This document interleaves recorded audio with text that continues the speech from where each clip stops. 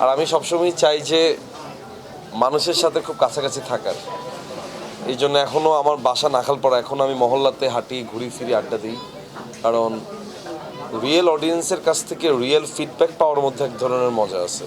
ধরেন আজকে আমি এখানে যখন ঢুকতেছিলাম তখন বলতেছিল যে এই ব্যাচেলার পয়েন্ট লাস্ট এতটুকু পর্যন্ত দেখছি, এরপরে কি হবে, মানে ও আপডেটেড যে ও এতটুকু পর্যন্ত দেখছে।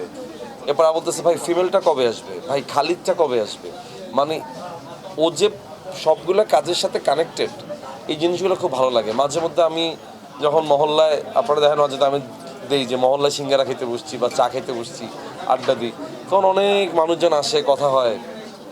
ওরা এখনও বলে যে ভাই সিজন 2 এর ওই পর্বটা ভালো লাগছে, সিজন 3 এর এটা ভালো লাগছে, ফিমেলের 2 এর এটা ভালো লাগছে, মানে ওর প্রতিনিয়ত এটার মধ্যে বসবাস করে। সো আমি মনে করি অ্যাজ অ্যান আর্টিস্ট এটা অনেক বড় সম্মানের যে একটা চরিত্রকে মানুষ দিনের পর দিন লালন করে যাচ্ছে। এত এত সিরিয়াল চলে, এত এত ফিকশন চলে, তার মধ্য থেকে ও একটা কাবিলাকে মনে রাখছে, একটা পাশাকে মনে রাখছে, আমাদের একজন জাকিরকে মনে রাখছে, একটা হাবুকে মনে রাখছে, নেহালকে মনে রাখছে, শিমুলকে মনে রাখছে। তো এটাই আসলে আমি মনে করি যে একজন নির্দেশকের সার্থকতা। কাজল আরফিন, অমি ভাই এই জায়গাটাতেই জিতে গেছেন শত মানুষের হৃদয়ে।